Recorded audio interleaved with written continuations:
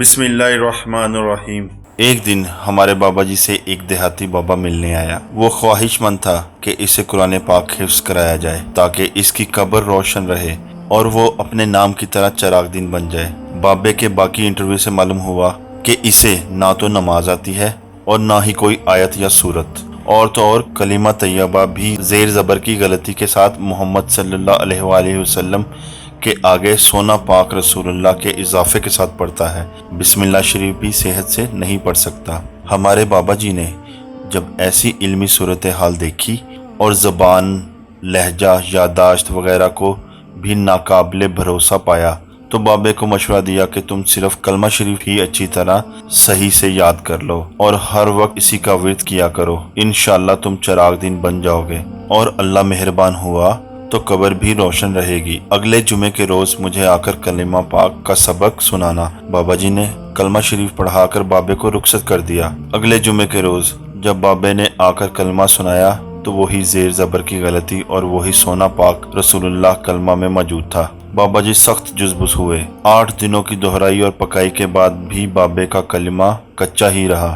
بابا جی کلمہ طیبہ کو صحیح اور درست مخرج کی ادائیگی کے ساتھ پڑھنا ہی درست اور ثواب ہے، غلط یا بڑھا گھٹا کر پڑھنے سے گناہ ہوتا ہے۔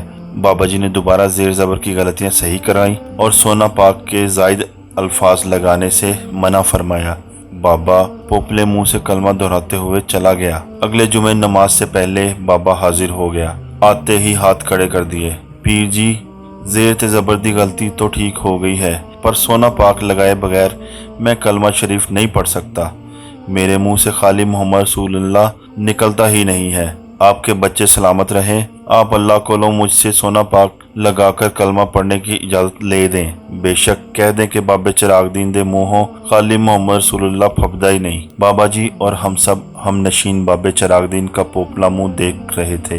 بابا جی نے تیسری بار پھر بابے کو صحیح کلمہ پاک پڑھنے کی تلقین کر کے رخصت کر دیا۔ اس بار رخصت ہوتے وقت وہ بوڑھا کچھ دل گرفتہ سا نظر آیا تھا۔ کچھ دنوں سے بابا جی کے مزاج کچھ برہم تھے۔ مجالس خاص و عام موقوف تھیں۔ کھانے پینے اور عبادت کے اوقات میں بھی خلل واقع تھا۔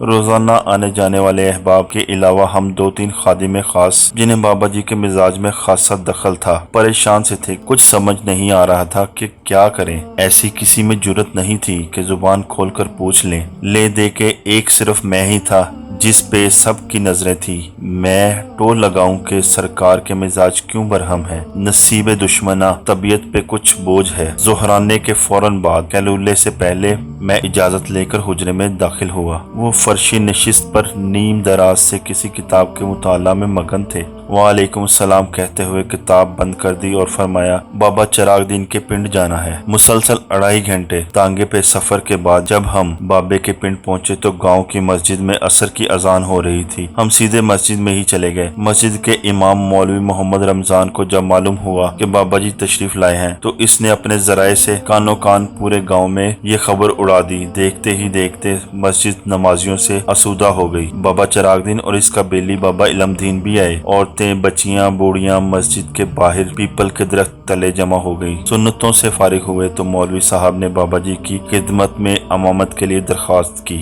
بابا جی نے متبسم لہجے میں سب نمازیوں کو مخاطب کرتے ہوئے فرمایا، اللہ کے نیک بندو، آج میں خود ایک ایسے اللہ کے بندے کے پیچھے نماز ادا کرنے کے لیے یہاں تک آیا ہوں جو آپ کے گاؤں کا ہی وسیق ہے اور آپ سب اللہ کے بندے کو اچھی طرح جانتے ہیں۔ اب اگر آپ مجھے اجازت دیں تو میں اس اللہ کے بندے سے درخواست کروں کہ وہ ہماری امامت کرے۔ سب نمازیوں نے سبحان اللہ کہتے ہوئے اپنے رضامندی کا اظہار کر دیا۔ تب بابا جی اٹھے اور بابے چراغ دین کے پاس پہنچے۔ دونوں ہاتھوں سے اٹھایا، ساتھ لے کر امامت کے مسلح پہ لا کھڑا کیا۔ خود تکبیر کہنے کے لیے اس کے عقب میں کھڑے ہو گئے۔ اب بابے چراغ دین کا یہ عالم کہ وہ باولوں کی طرح ادھر ادھر سب کو دیکھ رہا۔ لگا۔ اس کی سمجھ میں کچھ نہیں آ رہا تھا کہ اس کے ساتھ کیا ہو رہا ہے۔ بابا جی نے اسے کہا، بابا چراغ دین، آج ہم سب تمہاری ابتدا میں نماز ادا کریں گے۔ میں تکبیر پڑھتا ہوں، تم نماز شروع کراؤ۔ پھر وہی بات کہ بابا چراغ دین کے پلے کچھ نہیں پڑ رہا تھا۔ اس کے ساتھ آج یہ کیا ہو رہا ہے؟ اس کے ساتھ تو ویسے ہی نمازی کھڑے ہونے سے اجتناب کرتے تھے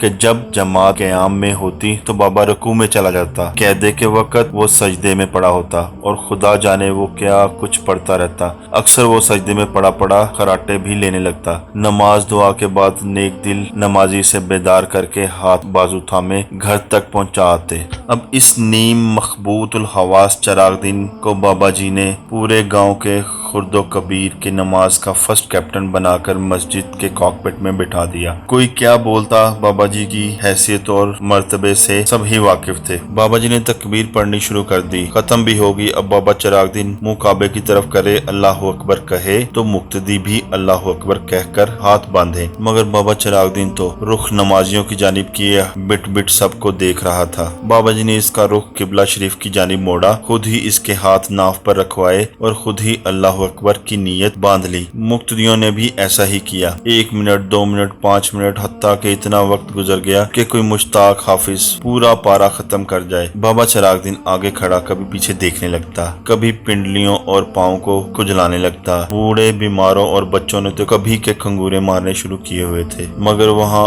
آگے سننے اور ان اشاروں کو سمجھنے والا کون تھا؟ بابا چراغ دین جس کے 2 قدم پہلو میں توپ داغی جائے تو اسے پٹاخے کی آواز بھی سنائی نہ دے۔ 3-4 نمازی نماز توڑ کر صفوں سے باہر نکل گئے اور کچھ وقت اسی کشمکش و صبر و جبر میں گزر گیا۔ پھر پتہ نہیں خدا نے کیا دل میں ڈالی کہ بابا چراغ دین اللہ اکبر کہے بغیر رکوع میں چلا گیا۔ اگر اس وقت ہمارے بابا جی اللہ اکبر نہ کہتے تو پیچھے کسی کو بھی نہیں پتا تھا کہ آگے رکوع بھی ہو چکا ہے۔ بہرحال سب ہڑبڑا کر رکوع میں چلے گئے۔ جب 10 منٹ اس طرح مرغا بنے گزر گئے تو چند اور لوگ نماز توڑ کر مسجد میں سے نکل گئے۔ کھنگورے اور مصنوعی کھانسی بدستور چل رہی تھی۔ پھر اللہ کا کرنا کچھ یوں ہوا، بابا چراغ دین وہیں سے ہی سجدے میں چلا گیا، بلکہ یوں کہیے لیٹ ہی گیا۔ مقتدی بھی سجدے میں تھے اور امام بھی، اور اب جیسے ان سب کو سجدے نے پکڑ لیا تھا۔ پسر پسر ہو رہی تھی اور ایک دوسرے کو کوہنیاں ماری جا رہی تھی۔ آخر کب تک کوئی سجدے میں پڑا رہے؟ انسان ہے،